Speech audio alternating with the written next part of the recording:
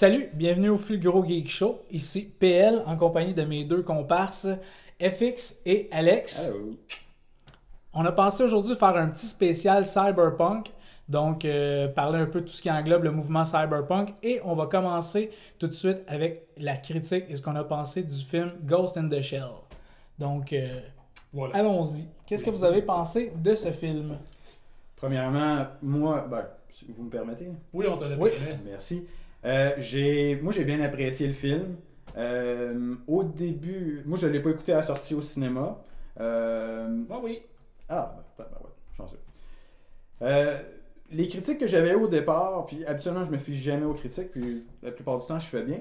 C'est que, il y avait des critiques, surtout du côté nord-américain, ils disaient, il aurait pu prendre une actrice japonaise, puis de caster plus d'acteurs japonais dans le film et tout ça. Puis finalement, moi, en écoutant ça, je me suis rendu compte que je trouvais que ça avait pas d'impact vraiment. Le fait que ce soit des Américains, ou il y avait quand même quelques rôles japonais, mais Quand même pour le beaucoup. C'est quand même. mais donc, moi, en tout cas, personnellement, ça m'a pas dérangé du tout. Puis, c'est ça, pour commencer. Tu sais, ça commençait bien, j'ai trouvé. Je pourrais en parler un petit peu plus tard, là, mais j'ai trouvé qu'il y avait des différences entre que ce soit les séries animées ou les films qu'ils ont fait. D'ailleurs, si vous écoutez Netflix, vous avez vu probablement qu'il y a plusieurs films sur Netflix. Ghost in the Shell, Border, 1, 2, 3, entre autres.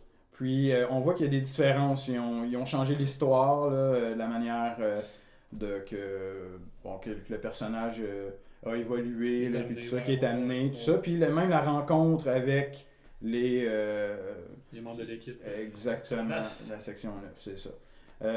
Mais donc, globalement, j'ai bien apprécié. J'ai aimé l'univers. Ils ont bien recréé. Hein,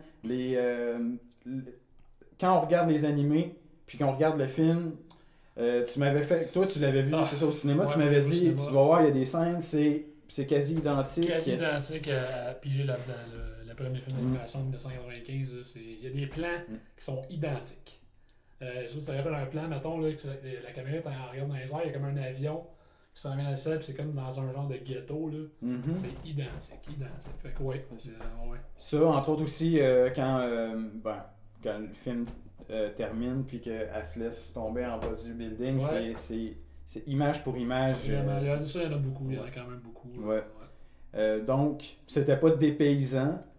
J'ai aimé donc l'histoire, la manière qu'ils ont amené ça. Ils ont comme fait une fusion avec les Ghost in the Shell complexe, là, les comment ça s'appelle déjà? Standalone Complex et donc c'est ça, les films. Ils ont fusionné beaucoup aussi les deux premiers films d'animation. Celui-là, dans le fond, le film de 1995, puis Innocence. C'est le deuxième film qu'ils ont fait, là, je pense que c'est fin début 2000. Oui, je me souviens pas du nom du film. Il me semble que c'est Innocence. Oui, Innocence, ouais, exact. Parce que les bouts sont vraiment tirés d'Innocence. Le bout avec le genre de robot geisha, là. Ça vient carrément d'Innocence. C'est littéralement, ça vient de là. Qui était hallucinant d'ailleurs, de la manière qu'ils sont recréés. Ouais. Puis ils ont pas créé à l'infographie en plus, ces robots-là. Puis il y a la femme aussi qui a comme. Celle qui fume des cigarettes à la chaîne, là, qui est genre la tapocheuse de clavier. Là. Puis elle a comme des yeux. Elle a comme. À un moment donné, la partie de ses yeux ici se défait. Puis là, elle a comme d'autres choses qui arrivent. Puis là, en tout cas. Ça aussi, c'est un effet mécanique. Ouais. Ça, c'était Innocence. Ça venait d'Innocence. Puis t'as la trame de base qui est un peu comme du premier film de 1995, avec beaucoup de plans repris. C'est ça. Puis, ils ont pris ça. C'est ça, ils ont pris des éléments d'un peu de tout. Mais en même temps, c'est ça, comme je te l'ai dit. Le film, c'est comme une genre de prequel en même temps aussi. Oui, mais qui est modifié par rapport à... mettons, si vous avez écouté Border, c'est très différent. J'en parle tout de suite, dans le fond. En gros, les différences que moi, j'ai constatées. Moi, je suis pas j'ai pas lu beaucoup de BD de Ghost in the Shell, donc je ne sais pas pour les histoires précédemment. J'ai lu ça ici. Il y a des petites différences aussi, donc... Mais la première chose que j'ai constatée, c'est d'abord qu'ils ont amené le personnage de Motoko. C'est que quand ils l'ont créé, dans le nouveau film, ils disent qu'ils ont pris un cerveau puis qu'ils l'ont incorporé dans un corps cybernétique. Ouais. Et là, si vous écoutez ça puis vous n'avez pas vu le film, il va peut-être avoir des spoilers. J'aime mieux le mentionner là, parce que c'est ça. Comparativement à quand on écoutait les séries ou Border 1, 2 et 3, dont je me souviens pas les noms respectivement, ce qu'on apprend là-dedans, c'est que en fait, le Major a jamais eu un corps physique à elle. C'est-à-dire que c'est sa mère qui était enceinte d'elle, qui a eu un accident, il y a eu un grave accident, puis il y a des produits chimiques ou quelque chose comme ça, en tout cas qui l'ont comme contaminé. En tout cas, elle était en train de mourir sur place. Et ce qu'ils ont fait, c'est que pour sauver l'enfant, ils ne pouvaient pas sauver le corps, mais ils ont fait un genre de copie de l'esprit et la pensée de cet enfant-là qui était dans le corps. Et ils l'ont intégré complètement dans un corps 100% artificiel. Et c'est ce qui est devenu le Major Motoko. Mais dans le fond, j'ai trouvé ça quand même bien, l'histoire du film. Encore là, spoiler alert. Dans le fond, de faire que c'est des genres de jeunes de la rue ça rajoute vraiment au côté punk du cyberpunk. Ça fait vraiment jeunes rebelles qui sont comme laissés pour compte de la société, qui se font ramasser justement pour se faire des tests de cybernétique justement sur eux autres mêmes, vu que la plupart des gens se foutent complètement d'eux autres. Donc c'est des cibles faciles pour faire des tests.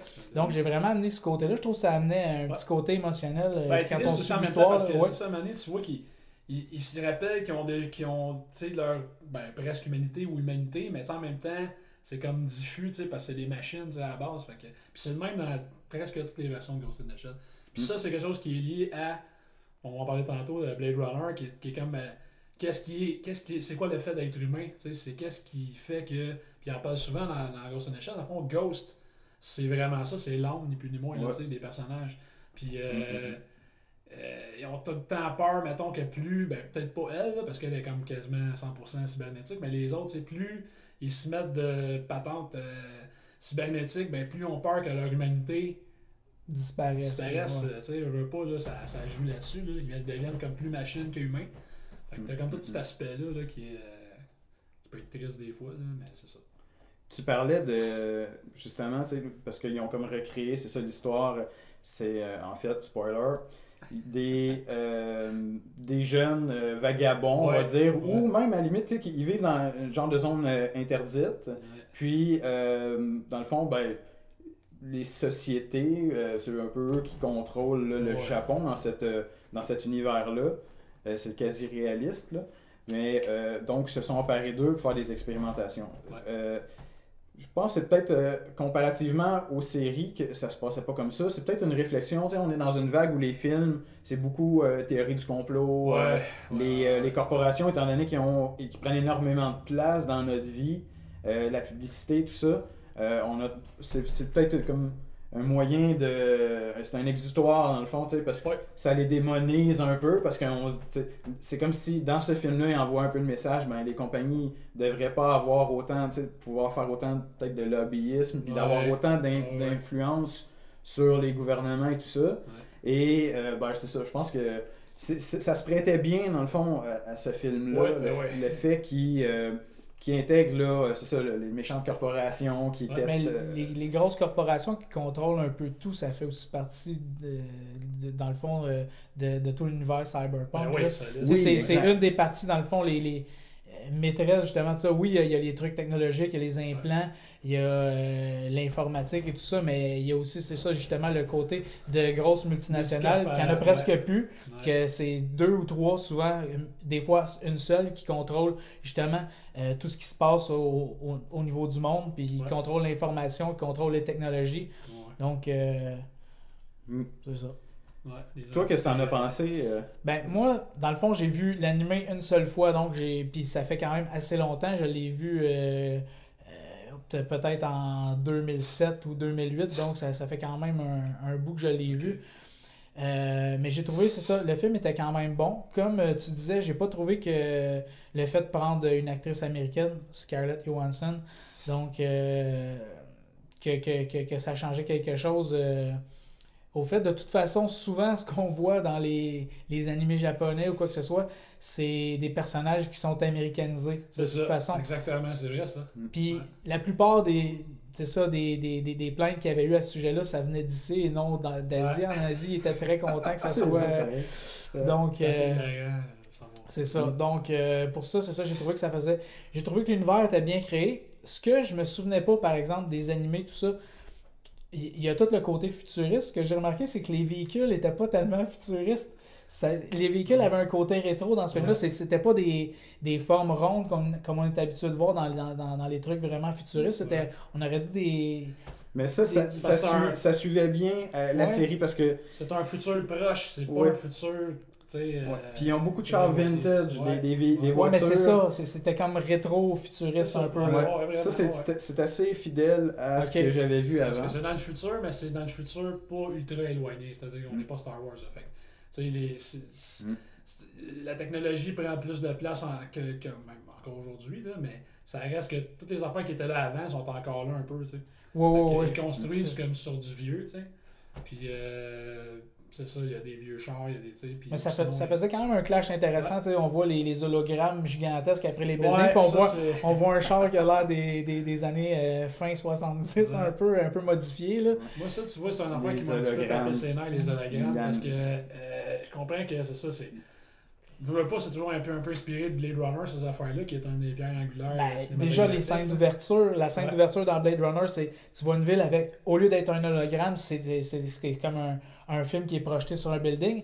Mais déjà, ça, côté publicitaire, c'est mieux parce que moi, je me suis demandé ça, c'est vraiment, ils ont fait ça seulement pour le visuel de la scène parce que si tu penses ça à côté pratique, pour voir la publicité ou la personne qui parle dans son intégralité, à grosseur que ça avait, il faut vraiment que tu sois loin de la ville. Ou que tu sois en véhicule volant. En véhicule volant vraiment loin, là, parce que c'est comme... Tu sais, t'es au-dessus de même, tu vois rien là. Mais tu vois, c'est ça, c'est une des affaires, c'est une des différences entre les BD et le film qui m'ont un petit peu... Ben, c'est pas taper ses nerfs, mais j'ai trouvé que c'était un peu trop intense, moi, les hologrammes dans la ville. T'sais, on voit tout le temps comme la genre... Ben, c'est comme une île, dans le fond, là, Newport City. Puis... Les hologrammes sont, on dirait des géants qui se promènent dans la ville. J'étais comme... Parce que ça, dans les bandes dessinées, il n'y en a pas... C'est pas à outrance. Là. Je veux dire, les BD, c'est Blade Runner-esque. Fait qu'il y en a, mais c'est pas comme dans le film. J'ai trouvé que c'était un petit peu trop intense. Fait que ça, c'est une affaire qui m'a pas tapé ses nerfs, mais j'ai trouvé que c'était comme un petit peu exagéré, mettons. Si je puis dire. À part de ça, il y a un élément que j'ai trouvé cool, que c'était bien fait. Les Logicoma, Tachikoma, les genres de véhicules blindés, tout ça. Les araignées, ouais, c'est ça. Ça, j'ai trouvé ça cool, cet élément-là. Ouais. C'est une affaire qu'il n'avait pas vraiment mis. Pas dans les films d'animé, à ma connaissance, pas dans les vieux films d'animé. Dans les séries, je pense qu'ils y sont. Oui, ils sont. Mais dans le film de 95, ils sont pas là, les Tachikoma, puis tout ça. Tachikoma, c'est parce que même dans les séries, ils ont même leur propre personnalité. Oui, vraiment. C'est comme des droïdes dans Star Wars, mettons. C'est à cause de l'huile. Ils ont mis comme la mauvaise huile à un moment donné, une huile plus minérale, puis c'est carrément ces véhicules militaires-là qui avaient une intelligence artificielle, mais qui parlaient sur un mono... un monoton, là, c'est ça? Ouais, monocorde. Et là, qui ont vraiment développé des personnalités, tout ça. Ouais. Évidemment, c'était pas le cas dans le film. Non. Le Logicoma qui est dans le film, il est straight. C'est ça. Ouais. Mais... donc ça, c'est... Moi, mettons, vous parliez tantôt de Scarlett Johansson pis tout. Moi, je suis un grand fan de Scarlett Johansson, elle est très jolie, puis j'aime son jeu d'acteur, puis j'aime les films qu'elle fait, j'aime bien Black Widow tout ça. La seule affaire, c'est que moi, personnellement, j'aurais peut-être pas pris elle pour faire Motoko. Dans le sens que, pour deux raisons. Premièrement, je trouve que si ça avait été quelqu'un de pas vraiment connu, parce que moi, quand j'écoutais le film, je voyais pas Motoko, je voyais Scarlett Johansson. Parce que Scarlett Johansson, je l'aime beaucoup, mais c'est pas une grande actrice. Je trouve que c'est pas assez approprié le rôle, vu qu'elle était trop connue. C'est une actrice qui est pas assez caméléon. Ouais, peut-être pas assez polyvalente pour vraiment comme... Parce que moi, quand je voyais le film, quand je la regardais, je la voyais elle, je voyais pas Motoko. Tandis que si elle avait pris quelqu'un de moins connu, elle aurait vraiment pu habiter le personnage puis devenir Motoko. Fait que quand je l'aurais vu, j'aurais vu Motoko, j'aurais pas vu Scarlett Johansson qui jouait dans Avengers. Mais c'est pas contrairement, moi je suis pas tant que ça ses films à elle. Donc ça l'a fait complètement cet effet-là. Moi, c'est une actrice. Oui, je connais son nom, mais la voir dans un film ou un autre film, peut-être que je la reconnaîtrais même pas. Là. Donc là, en voyant le film, j'ai trouvé que ça faisait quand même bien le travail, mais c'est sûr que probablement, comme tu dis, c'est peut-être pas... Ben, c'est quand même une bonne actrice, mais c'est peut-être Ouais. pas la plus grande des actrices. Non. Puis peut-être qu'elle s'est pas approprié le rôle comme elle aurait pu ou comme elle aurait dû. Je sais pas Ouais. si c'est une question de la manière qu'elle a été dirigée. Ouais, c'est ça. Ouais, ça. ça se peut que ça soit ça aussi. Ouais. Des fois, le script vient rentrer en ligne de compte, Ouais. la réalisation. Mais il y a certains la acteurs direction. qui sont plus doués pour le caméléonnage que certains autres. Là. Ça dépend tout le temps. Mais je comprends quand même que Ouais. quelqu'un qui connaît beaucoup cette actrice-là, peut-être plus de misère à Moi, la je la voir connais dans pas ce tant rôle. que ça, c'est parce que je la trouve vraiment jolie. Puis, tu sais, je l'ai vu dans les films d'Avengers, fait que je veux pas, elle revient souvent dans les films Ouais, d'Avengers. c'est ça. Puis, ben, on l'a tout vu dans d'autres choses, c'est une actrice là, qui débute pas, là. Fait que, mais, j'ai vraiment l'impression que, tu sais, comme les autres acteurs du film, celui qui fait Batou, celui qui fait le chef, là, je me rappelle jamais de son nom, là. Dans les BD, il l'appelle Face de singe.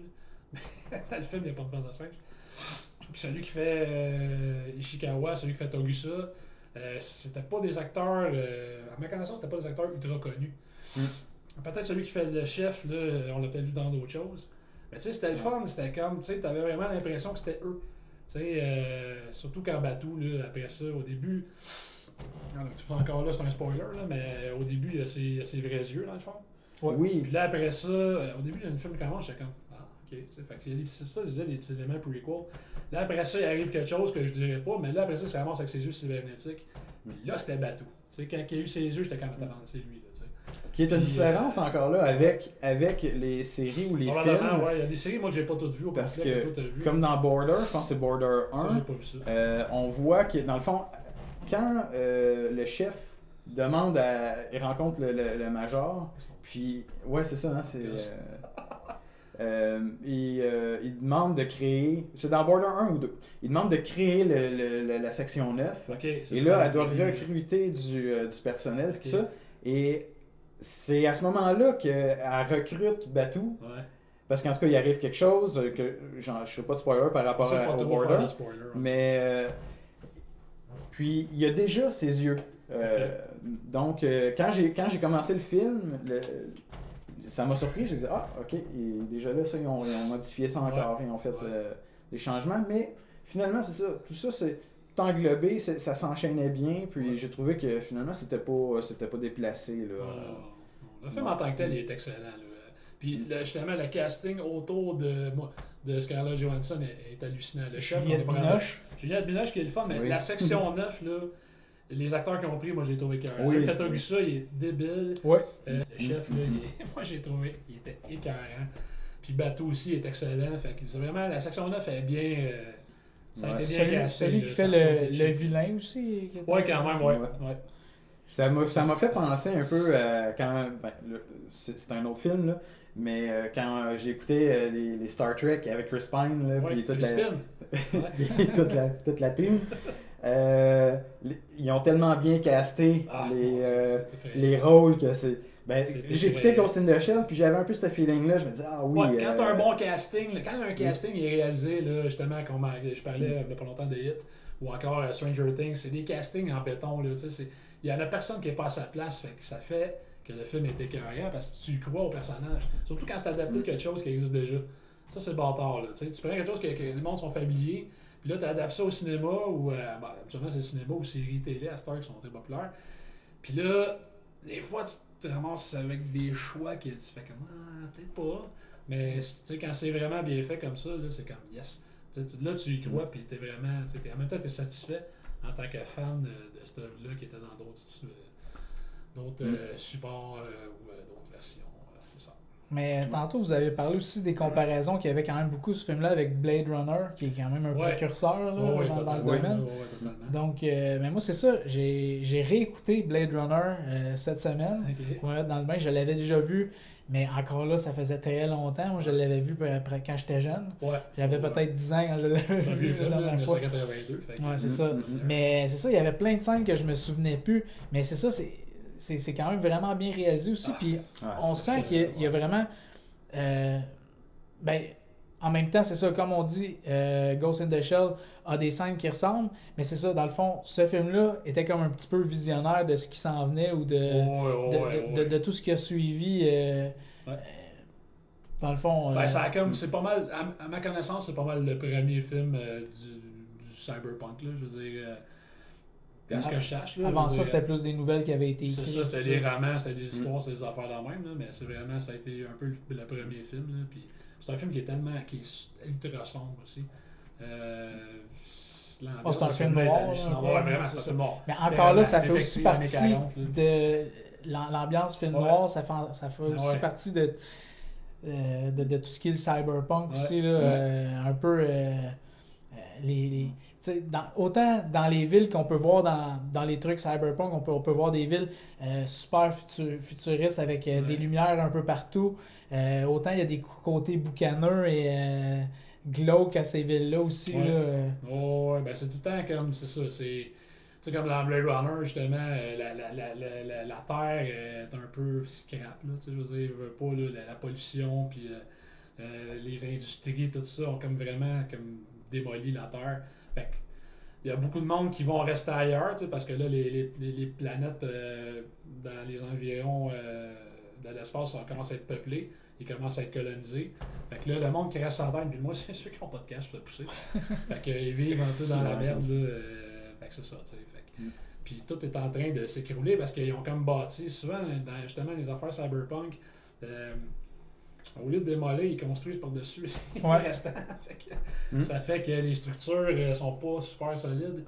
Fait que, en tout cas, t'as tout cet aspect-là. J'étais plein justement des affaires abandonnées ou des affaires qui ne servent plus ou des affaires qui le bas ne sert plus puis ils ont comme construit par-dessus. Ça fait un beau contraste, par exemple. Ça c'est bien spécial comme look, là, c'est hallucinant. Là.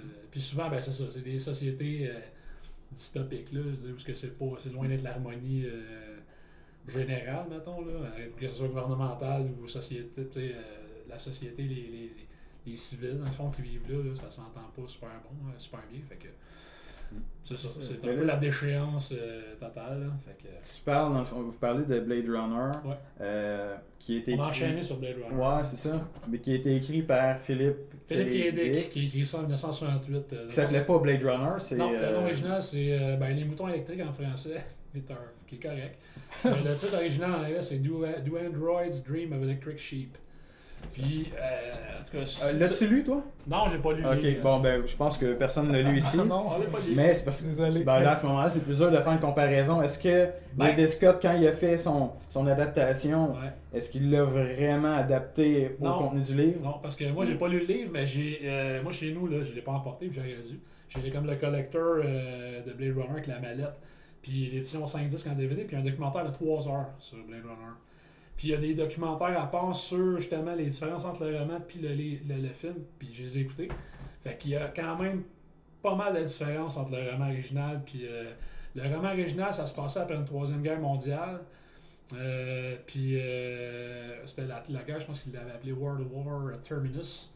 Fait que c'était vraiment comme assez final bâton. Ça part sur sa casse. C'est ça. Ouais. Puis la Terre était comme vraiment bien plus endommagée qu'est-ce qu'on voit dans Blade Runner. C'était pire. Il restait pratiquement plus personne. La plupart du monde s'était poussé. Puis ceux qui étaient restés étaient comme contaminés justement par les retombées nucléaires, whatever. Fait qu'ils ne pouvaient pas avoir d'enfants. C'était vraiment déprimant. La majorité du monde qui restait sur la Terre, ils passaient leur journée plugués dans une genre de machine. Je ne me rappelle plus exactement du nom, mais c'était une machine à bonheur. Tu plugues là-dedans, puis là, c'est comme, t'es bien. C'est un peu moins comme une drogue, là, tu sais. Puis la femme de Decker, parce que dans le livre, il y a une femme Decker. Puis il est tout le temps plugué là-dessus, constamment. Et lui, ben, c'est ça, c'est un détective. Fait, il y a quand même pas mal de différences entre le roman et l'histoire de Ridley Scott. Est-ce que ça se pourrait d'abord que Ridley Scott, quand il a adapté le film, qu'il ait lu, faudrait vérifier la date. C'est pas lui qui l'a adapté, c'est des gens qui l'ont adapté pour lui. Ridley Scott, c'est le réalisateur. Les gens qui ont adapté le livre. Les scripteurs, les scénaristes, son nom de famille, c'est. Là, les noms, là, on les marquera en dessous, là, parce que les noms exactement, je ne me rappelle pas. Mais il y a 2 scripteurs. Il y en a un qui est arrivé en premier, bien avant Ridley Scott. Il a essayé de monter ça avec d'autres mondes. Puis il a écrit une première version qui était vraiment fidèle au livre. Là, après ça, la gang qui ont produit le film sont arrivés. Puis eux autres, ils ont pris Ridley Scott. Puis là, après ça, il y a un autre scénariste qui est arrivé. Là, ils ont remodelé ça. Même que le premier scénariste, il était un petit peu... s'en portait fascinant. Il était pas trop content de savoir que sa version à lui était pas totalement mal faite. Ça a fait un peu de bisbille. Mais il y a c'est ça, l'autre a comme tout reformé reshapé, si je peux dire, le script. Puis là, ça, c'est ce qui est devenu Blade Runner, dans le fond. Fait que Ridley Scott, lui, c'est vraiment juste le visualiste. Mais c'est ce que ça se pourrait d'abord que ces personnes-là qui ont fait l'adaptation, qui soient inspirées de... Parce que hors caméra, tantôt, on parlait de William Gibson, qui a écrit Neuromancer, qui est un livre qui a révolutionné l'univers cyberpunk. Il est devenu un des pères... c'est pas mal lui, le père. Parce que, c'est ça, du cyberpunk. Puis... Je sais que son livre a été écrit avant la sortie du film Blade Runner. Ouais, il a commencé à l'écrire avant, c'est ça? Oui, c'est ça. Il l'avait pas terminé avant, peut-être, mais bon. Parce qu'il se sentait menacé par Blade Runner, je pense. Oui, je pense qu'il y a quelque chose comme... il a réécrit à un moment donné son livre. Quand à la fin, il est en train d'écrire son livre, Blade Runner est sorti, puis il a fait comme « Wow, ok, qu'est-ce que je fais? » Là, finalement, il a sorti, puis ça a eu l'impact que ça a eu. Mais tu sais, c'est ça, là, d'après moi, il s'est posé des questions un petit peu. Même si lui n'étant pas un technologue poussé, il a quand même influencé... C'est un visionnaire, là, ses affaires, là, comme vous disiez tantôt, on jasait, puis qui ont comme ça a influencé la NASA puis un paquet de monde dans le fond là. Beaucoup des grosses corporations à cette époque-là, je pense qu'il y a une affaire comme 8 méga corporations. Dans le fond, sa vision justement de cette technologie-là, tout ça, c'est comme ça que... Si vous voulez en savoir un peu plus là-dessus aussi, on va mettre le lien dans la description du documentaire Cyberpunk qui est sur YouTube. Qui est un très bon documentaire, exactement. La qualité est très médiocre, par exemple. J'ai rétro-futuriste. Ouais. Avec des bons effets spéciaux faits par ordinateur des débuts des années 90. On voit tout le potentiel. Comme Fury, là, tu sais. Mais comme Fury, Ouais. Une blague de comme Fury, c'est bon. Fait que c'est ça, c'est ça. Fait que mais Philippe K. Dick, lui, il a comme écrit une couple d'affaires parce que c'est le père aussi de Total Recall, c'est le père de Rapport Minoritaire. Fait qu'il a joué là-dedans, bien avant Gibson, mais Gibson, c'est vraiment lui qui a vraiment comme identifié ça comme cyberpunk, là. J'ai l'impression. Fait que le côté justement le technologique, parce que Blade Runner, ça reste, c'est ça, c'est comme le visuel, il y a des sens au visuel, mettons, du cyberpunk, mais l'autre, c'est vraiment tout ce qui est en arrière de ça, lui, qui a amené. Là. Oui, surtout par rapport à Ghost in the Shell, puis le cyberpunk en général, Gibson, quand il écrit Neuromancer, c'était justement là, des cartes mémoire ou des chips intégrés au cerveau, des implants, un œil remplacé, ça pouvait être vraiment comme... robotisé ou androidisé. Là, c'est beau ça, j'aime ça. Accepté. Mais donc, c'est ça. Ça l'a pénétré tellement d'affaires. Oui. C'est justement ces inventions-là, cette approche technologique-là. Là. D'ailleurs, chose intéressante qu'on apprend dans le documentaire sur le Cyberpunk, Gibson, quand a sorti son livre, on disait justement il y a des gars de la NASA qui ont lu ça et ça leur a donné le goût de développer les premiers casques virtuels. Donc, il y avait avec une antenne, donc vraiment avec 2 écrans, avec des objectifs ultra grand angle, puis un aimant qui permettait, dans le fond, de détecter où tu étais rendu dans la pièce pour te repérer dans l'espace virtuel. Puis le GPS avant-gardiste. Exact. Ben, c'est parce que maintenant, ça va être, mettons, si on prend la Kinect est installée, puis elle te détecte. Mais quand tu as l'élément sur toi, il faut que tu puisses que les softwares, c'est souvent aussi les caméras ont 2 lentilles. Il y en a une qui peut savoir aussi ta profondeur aussi par rapport à l'image. C'est ça. Mais puis les premiers gants virtuels, la NASA, c'est le Power Glove. C'est ça, je m'allais dire, l'ancêtre du Power Glove. Ah oui, pas mal. Tu sais, you're playing with power. Donc ça a tout été inspiré par la venue du Cyberpunk de Neuromancer. Et, Nintendo, là, c'est ça. Rien inventé. Non. Donc, mais c'est ça, c'est intéressant. Puis si je vous demandais de nommer un autre film que vous avez aimé dans ce genre-là. On pourrait. Tout à l'heure, je m'en ai nommé Terminator, qui est pas tout à fait cyberpunk, mais tu sais, le côté robotique, en tout cas, peut-être un peu. C'est. Dans le fond, la corporation là-dedans, c'est Skynet, dans le fond, qui est de l'intelligence artificielle qui prend le contrôle de tout. Là. C'est un petit peu ça, mais pas tout à fait. Mais... Faudrait que j'y réfléchisse, moi. On écoute énormément de films, mais spontanément comme spontanément, on est pas... je vois que t'en as un ici, toi, c'était ton choix. Un de tes choix, Hackers. Un de mes films préférés. Même si ça peut avoir l'air kitsch, un peu quétaine, mais ce film-là, j'ai vraiment trouvé... Dans ce film-là, il y a tout ce qu'on peut attendre des années 90. Si vous voulez un bon... du début des années 90. Du début milieu des années 95. Ouais, il était pas en 95, mais les technologies d'ordinateur... Oui, c'est ça. C'était vraiment le début de l'Internet. Là, mais tu sais, pour tous ceux, justement, qui ont connu des trucs comme MIRC... les débuts de l'Internet, là, vous allez triper sur ce film-là. Si vous ne l'avez pas vu, moi je trouve ça excellent. C'est un je sais que c'est un film un peu... On voit Angelina Jolie dans sa plus simple expression, si je ne me trompe. Et donc, on voit un petit bout de son... On voit le haut, c'est ça. C'est bien. Dans sa jeunesse, jeune. Sinon, il y a des films où c'est un peu peut-être comme Johnny Mnemonic. Des trucs comme ça. C'est sûr. Puis... T'as un peu aussi la Matrice. La Matrice, absolument. Cyberpunk, pas à peu près, effectivement. Ouais. D'ailleurs, le concept de Matrice, il était amené dans Neuromancer, si je me trompe pas. Ça se peut très bien, Donc, c'est... Tron aussi. Oui, absolument. Tron, ça serait ça aussi. Ouais. C'est tous des concepts, dans le fond, qui ont fait que quand les humains sont arrivés ils ont réussi à développer ces technologies-là, ils se sont rendus compte qu'ils étaient capables de créer un monde. Bon, à ce moment-là, il aurait dit peut-être un monde qui n'a pas été créé par Dieu, mais un monde qui a été créé par l'humain lui-même à 100%. C'est ça, par sa propre technologie. Et à ce moment-là, ça a comme un peu comme dans les années 70 ou 60, les gens prenaient du LSD, disaient qu'ils voyaient la vie sous un autre angle. Mais là, ça l'a amené une autre vision à certaines personnes aussi. Le fait de pouvoir vivre dans un univers qui est 100% virtuel et créé par l'homme. Donc, qui peuvent contrôler à 100% les éléments qui arrivent dans cet univers-là.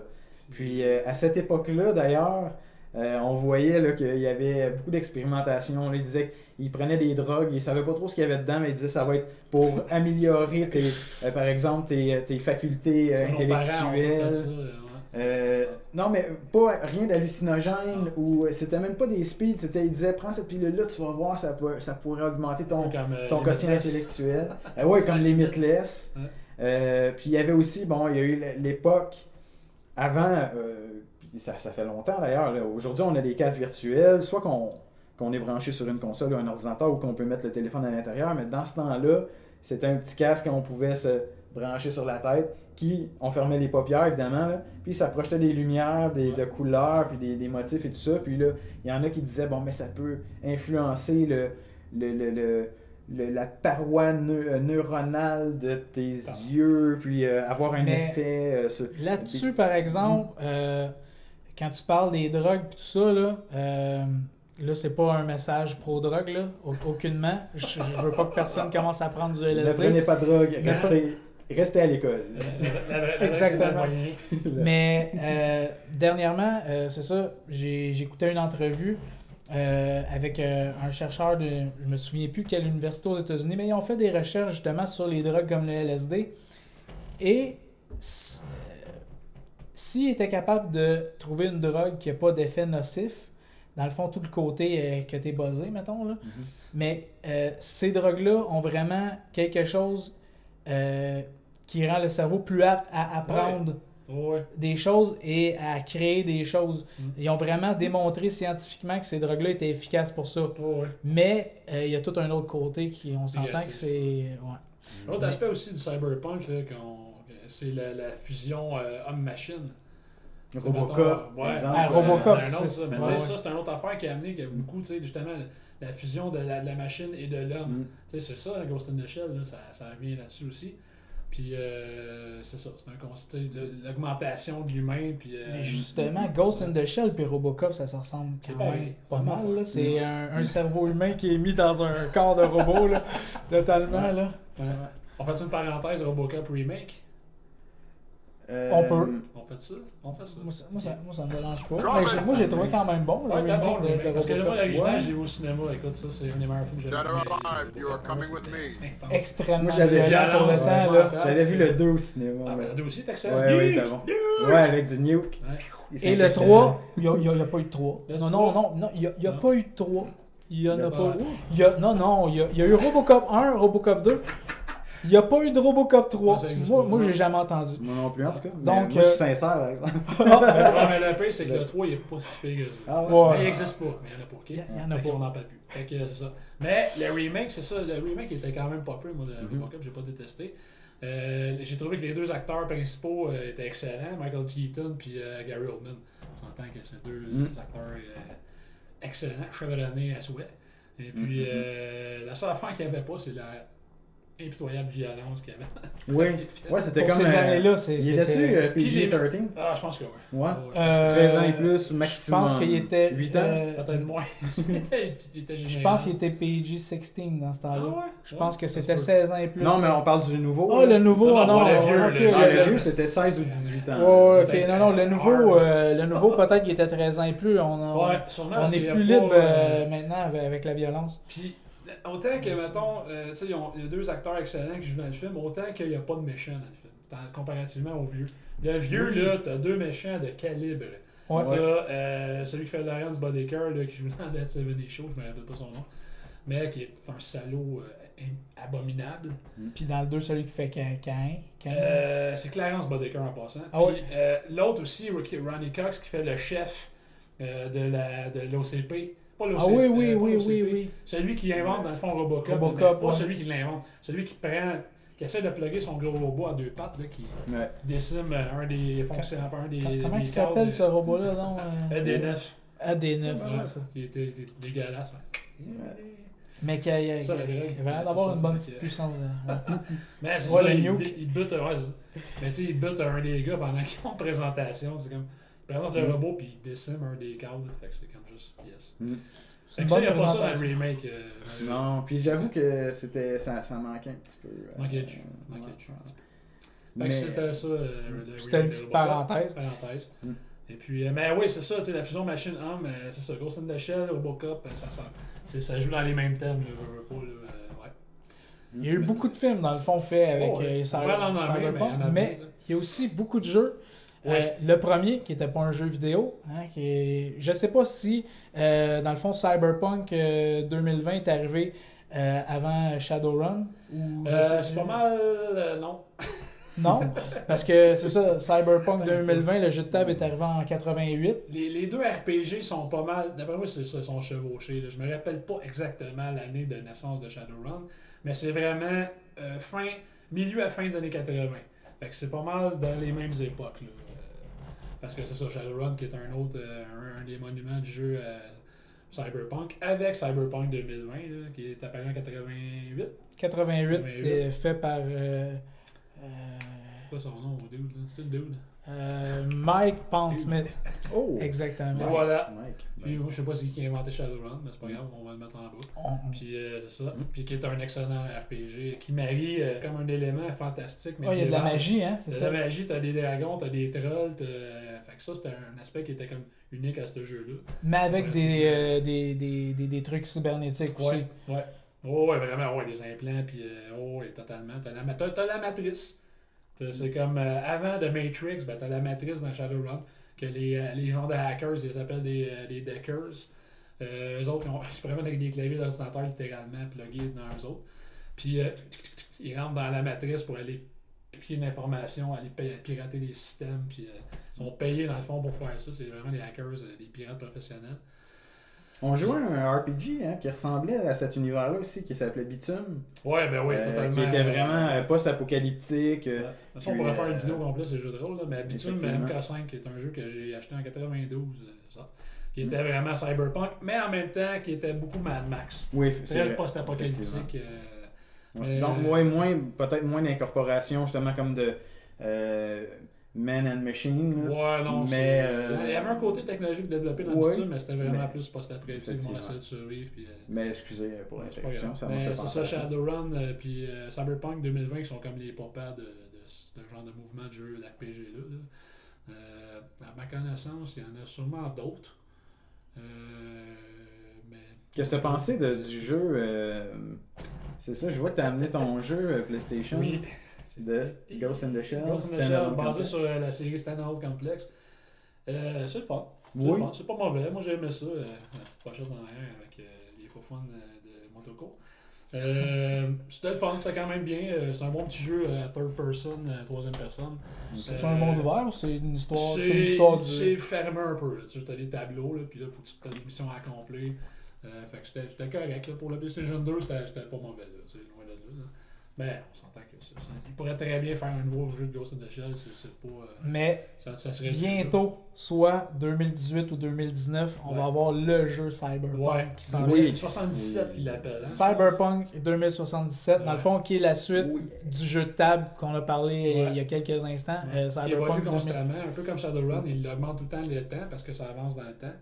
Ça commence en 2020, puis là, ben c'est ça augmente tout le temps. Là. Et dans le fond, c'est la compagnie CD Projekt Red qui va développer, qui est en train de développer ce jeu-là depuis 2012. On s'entend, ça fait un long moment. Mais ils sont en collaboration avec le créateur du jeu Cyberpunk 2020. Dans le fond, qui a écrit tout le prequel de ce qui se passe entre les deux. Ça vient tout de lui. Donc, ils coexistent, ils travaillent dans la même équipe. Ils contactent plusieurs fois par semaine pour avoir son avis sur ce qu'ils sont en train de faire parce qu'ils veulent vraiment rester fidèles à ce qu'ils avaient fait au début. Mais ils vont quand même prendre quelques petites libertés. Ils ont acheté les droits, tout ça, de la licence, un peu comme ils ont fait avec The Witcher.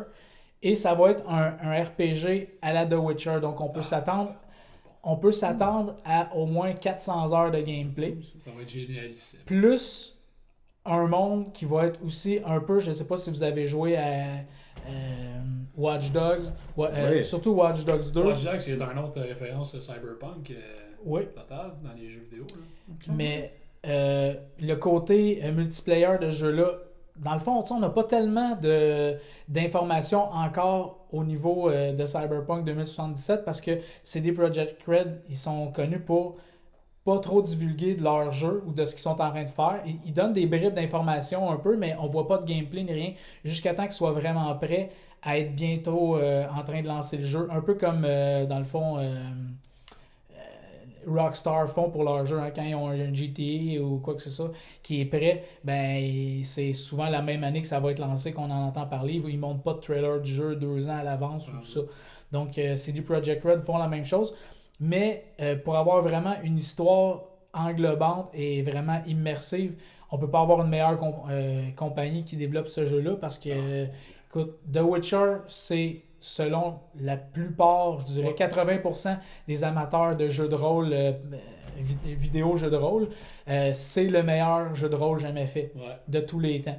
Donc, et je suis d'accord avec ça. Le premier, tu parles, toi? Ou le troisième, mais toute la série de Witcher, même The Witcher 1, parce que c'est une compagnie tellement bonne qu'ils apprennent de leurs erreurs. Hein? Witcher 1 avait eu certains petits problèmes techniques, mais l'histoire était vraiment excellente. Donc, dans le 2, ils avaient réglé certains problèmes techniques qu'ils avaient eu dans le premier. Le 2 est encore meilleur que le premier. Et le troisième, c'est juste un chef-d'œuvre. Vous prenez les meilleurs jeux que vous avez joués, vous avez The Witcher 3. Le Skyrim, c'est entre les deux. Ouais. Skyrim est peut-être. Les jeux sont. Skyrim est là, The Witcher est là. Écoute, j'ai. Ouais, avez-vous joué à The Witcher? Non, moi je l'ai juste vu. Non, c'est ça. Écoutez, c'est ça. C'est juste ça. On est inquiet en estime. Moi, mais en même temps, moi, il y a une chose qui me retient des fois de jouer à certains jeux, puis là, bon, vous allez peut-être me trouver bébé. On va te trouver bébé. Peut-être. Mais moi, il faut que je puisse créer mon personnage. Life is Strange, tu n'as pas créé ton personnage, tu as trouvé ça bon. C'est vrai, c'est vrai. Oui, mais c'est différent. C'est différent, c'est vraiment un environnement fermé, Life is Strange. C'est linéaire, tu dois passer à telle place, tu dois faire ça. Tandis que des RPG, faut que je puisse personnaliser mon personnage. Mais The Witcher, c'est un RPG, mais c'est pas comme Skyrim, c'est un RPG, mais l'histoire, tu choisis où ton histoire s'en va un peu comme dans Life is Strange. Mais l'histoire est tellement bonne, les dialogues sont... Écoute, les dialogues... Vous avez écouté des bons films que les dialogues sont inférieurs à ce qui a été fait dans The Witcher. Sûrement, nous aussi. Donc, indubitablement. c'est tellement... On peut pas décrire ce jeu-là, faut y jouer dans le fond. Va falloir que vous y jouiez. On va fermer la parenthèse Witcher. Oui, mais c'est ça. Dans le fond, plus de Witcher. Mais tout ça pour dire que CD Projekt Red c'est vraiment rendu une compagnie respectée. Le jeu qu'ils vont développer, Cyberpunk, les informations qu'on a sur ce jeu-là, c'est que justement, c'est un jeu qui va être inspiré du jeu de table, mais aussi de tout ce qu'on a connu, Blade Runner, dans le fond Ghost in the Shell, le premier, et tout ça. Le monde qui veulent faire, ça va être un monde quand même, comment je pourrais dire ça?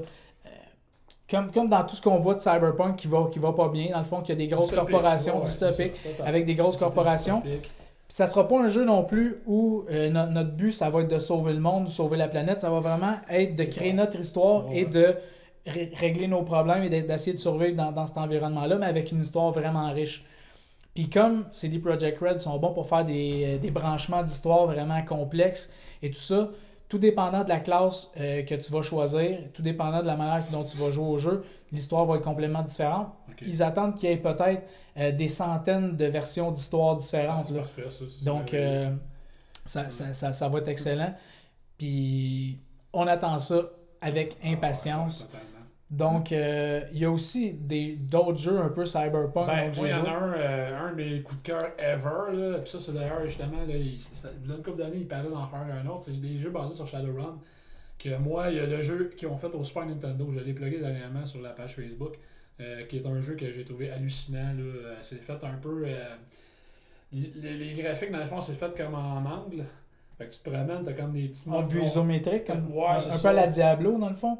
Ben, pas de haut, c'est plus en angle que ça. Ah, ok. C'est comme en 3D, là. Je peux pas vraiment décrire ça, là, mais ceux qui ont joué, ils savent, là. Puis t'as comme des tronçons de ville, là, que tu te promènes dedans. Puis quand tu pèses, mettons, tu rencontres quelqu'un, là, t'as une fenêtre qui apparaît, puis c'est vraiment comme des vieux RPG old school, là, quasiment Final Fantasy. Là. T'as la photo du bonhomme, de ton bonhomme à toi, t'as la photo du bonhomme qui tu parles, puis là, t'as des choix de réponses, que puis là, faut que tu te renseignes sur des affaires. Fait que là, t'as comme un lexique de mots que tu peux aller chercher des affaires. À la Elder Scrolls aussi. Les premiers Morrowind, c'était comme ça. Fait que ce jeu-là est hallucinant. Là. Moi, j'ai trouvé que c'était un des classiques du Super Nintendo. Puis c'était une bonne adaptation comment il s'appelle? De Shadowrun. C'est Shadowrun. Ah, ok, Shadowrun. C'est pas sur le jeu, ça s'appelle Shadowrun, that's it. Okay. Il en a fait un autre au 360 qui était plus ou moins bon. C'était comme c'était plus un shooter que d'autres choses. Il n'y avait pas vraiment côté RPG. Là. Puis, il n'y a pas longtemps, il en parlait d'en faire un autre. Là. Je sais pas si ça va se faire ou si c'est déjà fait, puis il est sorti au PC, puis je ne sais pas, parce que moi, je suis pas un PC, je suis pas un gamer PC. Mais je sais qu'il y en avait un autre qui s'en venait. Là. Fait que ça, ben là, le classique au Super NES, sorti en 93 par Data East, qui publiait le jeu dans le temps, le jeu de rôle papier. Là. Excellent. Classique de jeu vidéo. Ouais. Puis Watch Dogs, bien évidemment, tu as Watch Dogs 1 et 2 qui est dans ce même genre-là aussi un peu. Là, le 2 qui est vraiment meilleur que le premier, parce que l'histoire est vraiment mieux écrite et aussi le personnage principal a vraiment plus de personnalité que celui qu'ils ont pris dans... Le premier, c'est Aiden Pierce. Dans le premier, il voulait vraiment faire un gars normal qui passe inaperçu partout, mais il passe inaperçu aussi dans le jeu. Auprès du joueur. Donc, qui lui joue. C'est ça. Mais dans le deuxième, ils ont vraiment donné un côté justement plus cyberpunk. Ils ont vraiment donné la clique. C'est une petite clique de hackers qui se battent contre une grosse entreprise d'information, justement. T'as vraiment le méchant, le vilain, justement, le directeur de la corporation qui essaie de les traquer. Mais c'est vraiment un excellent jeu. Il y a beaucoup de gens qui l'ont évité, ce jeu-là, justement, à cause du premier. Mais moi aussi, au début, j'étais réticent. J'ai pas joué à la sortie. Moi, d'habitude, j'aime beaucoup ça, jouer au jeu que j'attends à la sortie. Celui-là, comme j'avais joué au premier, je me suis dit, ah non. Mais là, j'ai vu des critiques pendant plusieurs mois. Puis à un moment donné, j'ai décidé de l'acheter. J'y ai joué, puis j'ai dévoré le jeu. On peut appris de leur erreur sur le premier. Idéalement, c'est trop de best. Un autre jeu Cyberpunk que j'ai adoré, j'ai pas joué à toutes les suites qu'ils ont fait. C'est fait par Eidos Montréal. C'est Deus Ex. Là, ils ont fait Deus Ex Human Revolution. Puis Le dernier qu'ils ont fait, c'est Mankind Divided. C'est totalement cyberpunk. Encore là, c'est... Ouais, augmentation. Moi, j'ai joué au premier qui avait... Ben, le premier, ça, c'est le premier. Il y en a fait un qui était sur le PC. Qui s'appelle seulement Deus Ex. C'est ça. Puis moi, je l'avais au Xbox normal. Puis j'ai bien trippé sur ce shooter. C'est celui-là que j'ai joué. Tu pouvais t'augmenter. Puis ouais, ça, c'était excellent. Moi, j'avais bien aimé ça, moi aussi. Ouais, bon. Mais je sais que les deux derniers, le Human Revolution a eu des bonnes critiques. Le deuxième a eu des critiques un peu plus mitigées, mais quand même assez bonnes. C'est juste qu'ils trouvaient que il suivait quand même encore les lignes un peu du dernier qu'il avait fait, qu'il n'y avait pas assez d'innovation, mais à part ça, sinon l'histoire, tout ça, c'était quand même excellent. Ouais. Donc, excellent. Je sais pas si... On a fait le tour. On a pas mal fait le tour de... nos affaires, là, ici. Moi, j'avais laissé ici, qui est la BD originale, dans le fond, de Ghost in the Shell, ni plus ni moins, là... C'est-tu le premier volume ou ça a été concentré dans ce... il y a comme... C'est ça, c'est tous des volumes séparés, là. On a les couvertures. Là. Ça commence dans le fond. C'est vraiment Newport City. C'est le début du premier film d'animation. Les gens verront peut-être pas à cause du micro. Mais... Ceux qui l'ont déjà vu, ça commence vraiment là, avec quand Motoko arrive, là, la réunion des dirigeants. Ouais, c'est ça. Là, puis bon, puis là, tu sais, c'est un gars, puis il explose. C'est assez juteux d'ailleurs. Ouais, ça a l'air, effectivement. Ouais, puis d'ailleurs, c'est ça vient de là, Headface. Le major, le chef, dans le fond, il avait vraiment une face de singe dans les BD. C'est pour ça qu'il l'appelait Apeface. Puis c'est classique manga, le restant c'est tout en noir et blanc. Oui, d'ailleurs. Ah oui, c'est ça, les premières images sont en couleur. Tu vois, cette version-là ici, qui est assez explicite d'ailleurs, en tout cas, j'aurais peut-être pas. Mais ça peut être un peu de même, mais si tu check. Cherche une page qui n'a pas de nudité. Ouais, c'est ça, mais c'est parce qu'il y a beaucoup de. Excusez, des camel toe puis des. C'est le même dans les années 80. La fin, à un moment donné, ils font vraiment une transition couleur à noir et blanc. Ah, c'est ça. Puis, donc, c'est ça. Puis la fin est complètement en noir et blanc. Mais regarde, tu vois, l'aspect sexuel a toujours été là. Ouais. Puis même si c'est pas le pire dessin, je pense qu'il y en a des pires que ça. Mais en tout cas, c'est une belle petite shot de bateau. Pas si va peut-être falloir censurer ou. Non, il n'y a rien de. Non, c'est rien de bien. Ben, tu sais, mettons comme ici. Ah, il cherche les parties croustillantes. Non, c'est juste un petit shot de bonilon quand sa jupe explose. Une explosion. Donc, ouais, c'est ça que quand on écoute... Les mangas, il y a pas mal toujours ça. C'est l'aspect Rotoman des Japonais, là. C'est ça, ils font ça. C'est peut-être un défoulement, on pourrait en parler très longtemps, mais c'est peut-être un défoulement parce qu'il y a une société très contraignante en public. L'édition spéciale du film d'animation des années 90, 95, que j'avais pogné, je me répète même plus. Il y a quand même une petite carte postale qui vient avec, qui est un autre dessin... assez explicite. Plus ou moins. C'est plus tentative. Spécial 3X. Puis il donnait le poster aussi. Avec le film. Fait que d'un côté la pochette du DVD, puis de l'autre côté le poster du film plus cinématique. Puis il y avait la version française, cette édition-là, contrairement à la version originale que j'avais, qui avait juste l'anglais dessus. Japonais et anglais. C'est ça. Mais là, celle-là, il y a le français dessus. Fait que c'est le fond. Pour ceux qui n'ont pas d'anglais. C'est ça. Bon. On remet ça. Et voilà, c'est fait. Fait qu'on avait fait le tour de nos sujets. C'est ce qui conclut notre vidéo d'aujourd'hui. Donc, si vous avez des commentaires, les laissez dans la description. Pas dans la description, mais les laissez dans les commentaires. Si vous voulez nous suivre sur Facebook, je vais laisser l'adresse de Facebook dans la description. Voilà. Et c'est ça. Est-ce que vous voulez faire un petit commentaire de la fin ou... Pas en tout. Pas en tout. Bon, on vous remercie d'avoir écouté. On espère que vous avez apprécié l'épisode et on vous dit à la prochaine. Bye bye.